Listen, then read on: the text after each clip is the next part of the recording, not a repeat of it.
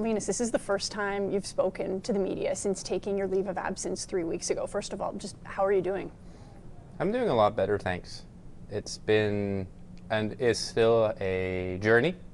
There is a lot of things going on still, but the person I am today and the things that I've learned the last couple of weeks has been invaluable to me, not just as a hockey player, but as a person, as a father, and as a husband. Normally, when somebody takes a leave of absence, we'd want to respect the privacy, but given the fact that your leave became so public and that the organization also released a statement that was very strongly worded, we have to ask, why did you take the leave of absence? So the real reason is mental health. And there's been a lot going on for a long time, I would say dating back to ever since the trade.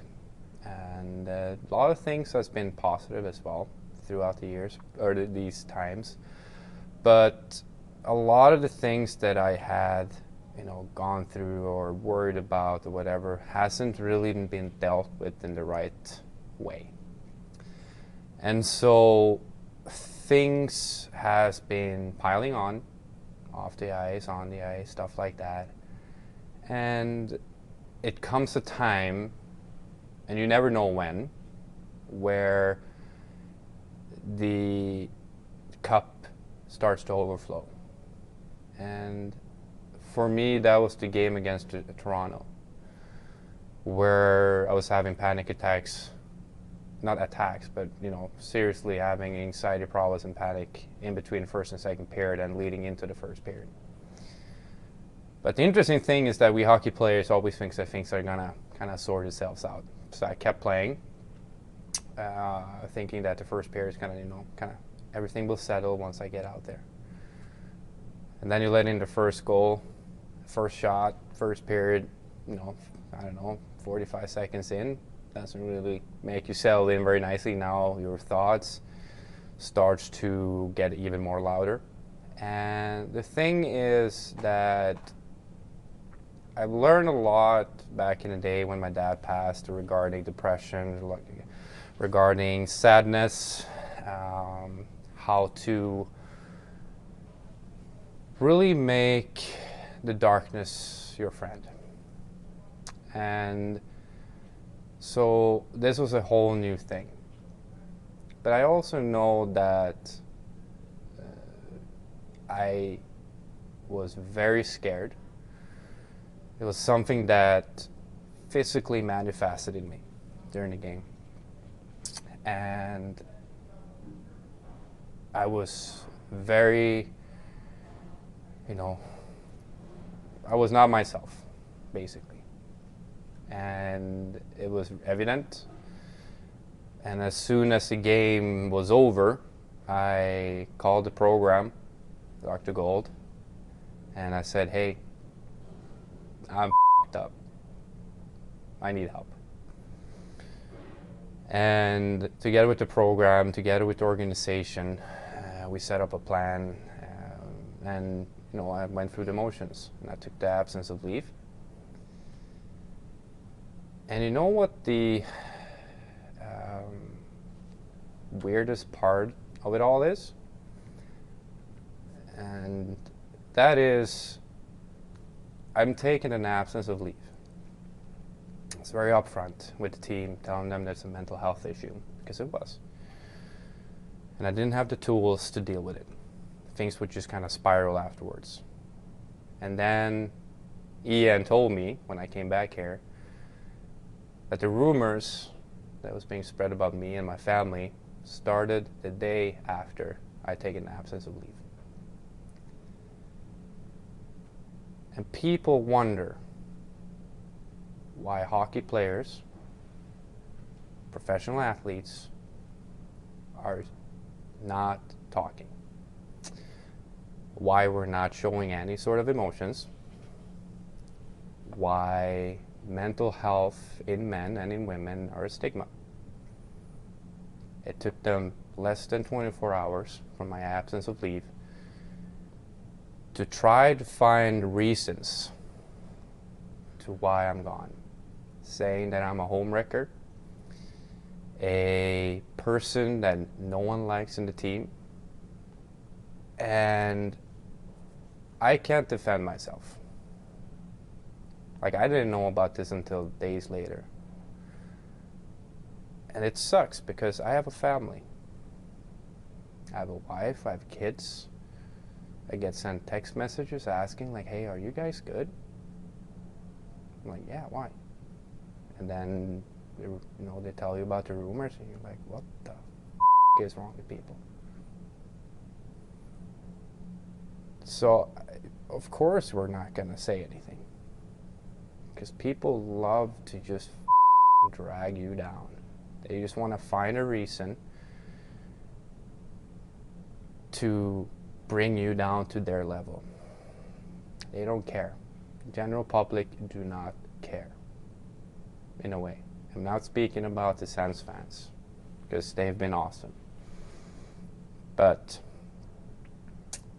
if people really, really want us, or in sports in general, us to be more upfront and honest, yeah, you gotta take a hard look at yourself in the mirror, because this is just the proof I have now that, I understand why people are shutting themselves in and tend to do other things than to ask for help. It's really hard to be open about mental health struggles, and you've shared a lot about that. How hard is it to deal with those mental health struggles as somebody who's in the spotlight? It's I have no issues people thinking that I'm a bad goaltender or anything like that. When it comes to my performance on the ice, I'm the first one to know when I'm not playing up to my own standards. So that's part of the gig. I have no issues with that. In all my life, ever since I was a young kid, and something that my mom has always said is, treat others as how you want to be treated yourself. And it takes one rumor to make you feel like everything that you work for and everything that you stand for is ruined. And that is really hard. And nothing that I wish anyone upon, that when it comes to that. So when I spoke to Ian about this, all the feelings and all the things that I went through, and about the rumors, stuff like that, it's not going to help me. It's going to make things worse. I'm dealing with one thing, now I have to deal with another thing. And then getting sent the message from that Steve and organization put out was incredible. And then to hear all the nice things that the guys said in the locker room after coming home from that trip, because all I'm thinking during this time is, what are they thinking about me? Like, are they, everybody knows it's untrue, but is this gonna put doubts in their mind that I'm not who I am and I'm someone else that I'm trying to be, or something like that? So when I didn't look at the interviews right away, and when they released them in the morning, but I came to the game together with my wife, and we watched it, and they show the interviews, and it was heartwarming, and it was really nice to see the camaraderie and the love that they had, and they said the same. Everybody said the same thing, and that really helped me to being able to not put it completely aside, but little by little, helping me in the way of dealing with it. What did you expect the response of the team to be? Were you worried that there would be a different response other than support from your teammates? Yeah. That's the first thing you think. What are they gonna say? Are they gonna have my back? Are they what's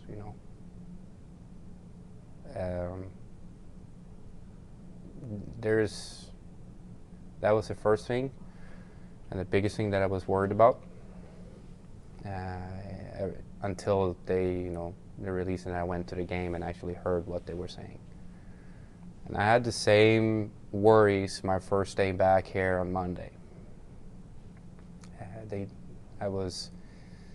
I texted a player that I've been having chats with, saying, "Hey, I'm going back first day back, seeing everybody.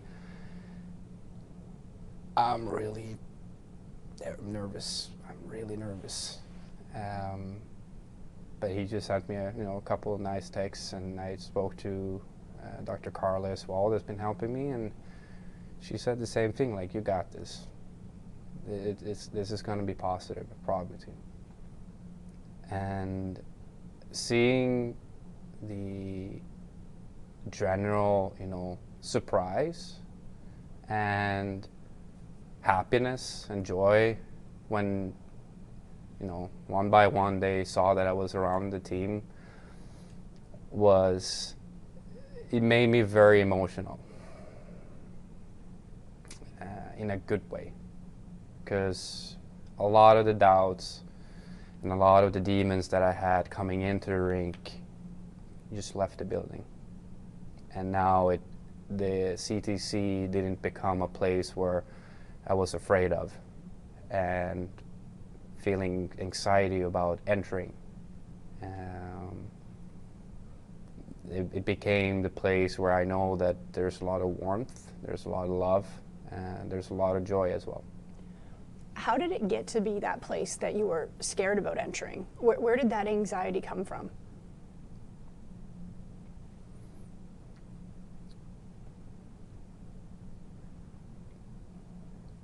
I felt like I lost myself.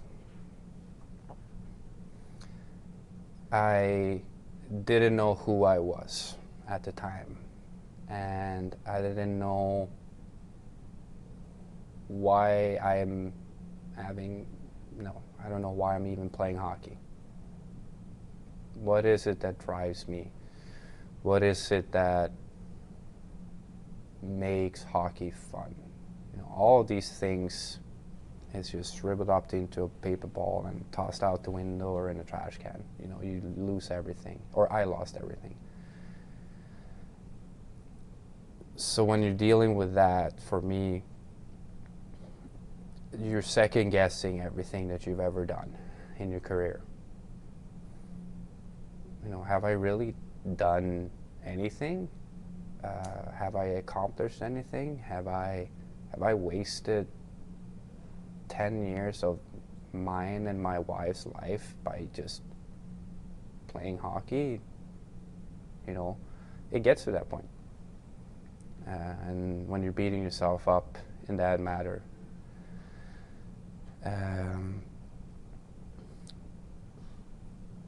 and together with those things, now you're starting feeling, even though you take the time to not isolate yourself, but taking yourself away from the team, now you don't know what's going on here, because you have to work on yourself. And now all the doubts and all those little demons that causing these negative thoughts are becoming stronger and bigger and louder, and they affect you.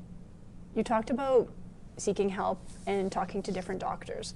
Why do you think right now is the right time to return to the team?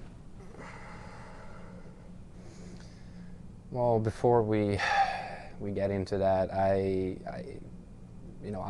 first of all, I'm not ready yet. This is just a step along the way. but I have to give my utmost gratitude and love and for my wife, who's been there every single day, helping me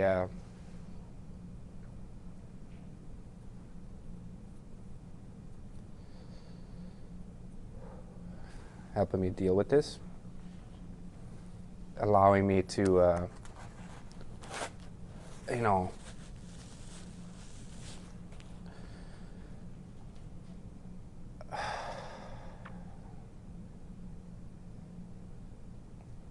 do the necessary things for me and still being the rock by my side.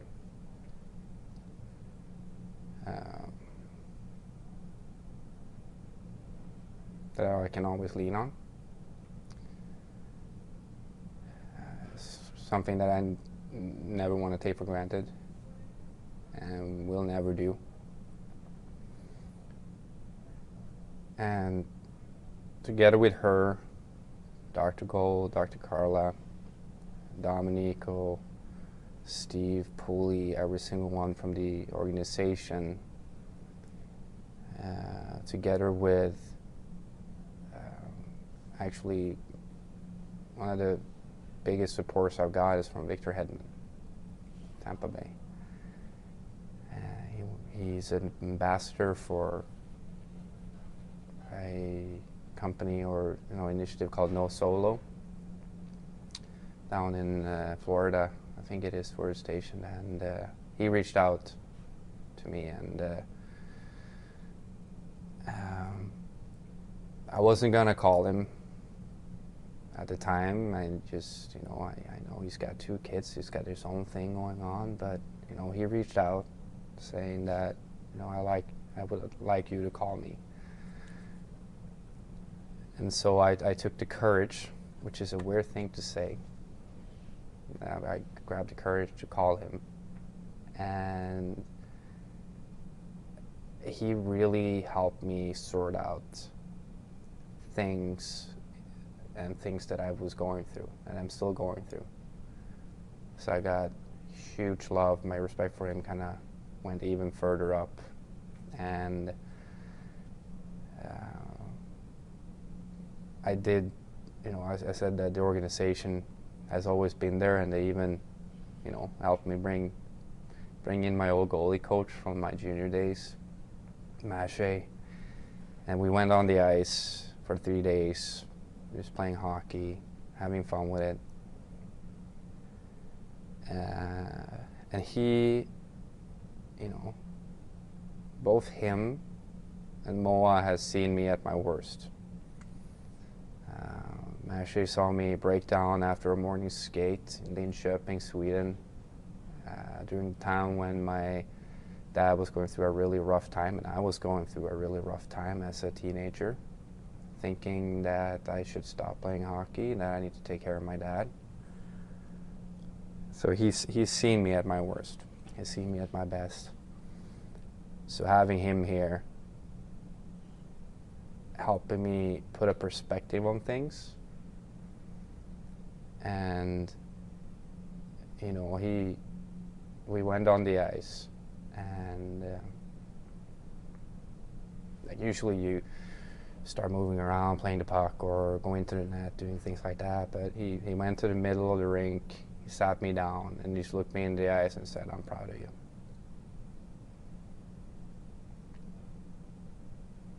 And I'm just looking down in the eyes, and I can feel all the emotions rising, and he kept saying, "I'm so goddamn proud of you for who you are, the person that you have become." And this was just a couple days ago? That was last week. And during this time, it's all about perspective. Because once you start losing yourself and you start thinking all these sort of things, and you're doubting yourself or your self-confidence, drops or whatever it may be, having people around you talking about it, being open, allowing yourself to feel the emotions that you feel is okay. And I didn't have these tools on the 27th to deal with this. And that's why I took the absence, or because I had to get away. I had to really figure things out before they turn to become even a worse problem. And you never know, you know. Maybe things would have gone different against Toronto, and I would have kept playing and being around the team, and all of a sudden it would turn into a even bigger monster that would take even longer time to deal with. So yeah, I'm very fortunate, and I'm very grateful to every single person that has reached out, showed support, been there, leaned their shoulder to either just listen, cry with, cry against, and I will never take it for granted. I want to go back to a day after you'd taken the leave of absence, and I know you referenced Moa, your wife. The day when the statement was released, your general manager, Steve Steos, he said, outside forces are trying to disrupt the team. What was that day for you like amidst dealing with all of this? I think for me at first, I'm laughing about it at first. Thinking, what kind of a rumor is it? How bad can it be? I've heard a lot of things. And then you realize that, whoa. And then you're like, what the? Like, this is bad. Like, this is really bad. And I called Ian. He's saying, like, hey, he's asked me, hey, how are you doing? And I'm furious. Like, I'm getting sent all of these things. I'm having people reach out to me asking if me and Mo are good, worrying about our relationship and how we are. And you realize how when people are allowed to be anonymous online, they can say whatever they want without repercussions. Mm-hmm. I truly believe that there should be ways that people are forced to have their names made public, because we have, I can't say that I'm someone else, because, things that I do, charities that I support, I can have an alter ego when it comes to those sort of things. Mm-hmm.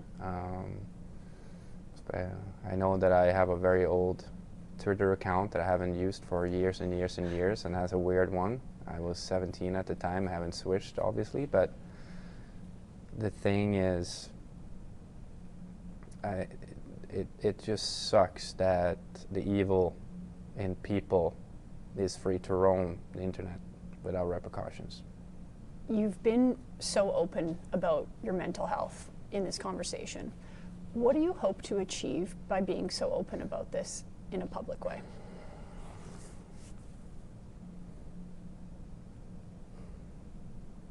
Well, there's no greater, things that I tried to achieve. I just wanted to feel whole again.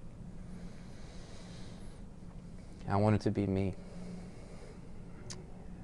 I wanted to feel like myself again. I didn't contact Dr. Gold or Dominique or Steve and saying, hey, I'm going to take an absence of leave because I feel like it, and give me some, you know, greater things in the end. No, it's about me, that I'm broken and I need help fixing. One thing I have realized though, during all these 3 weeks, there's a lot of people that are hurting.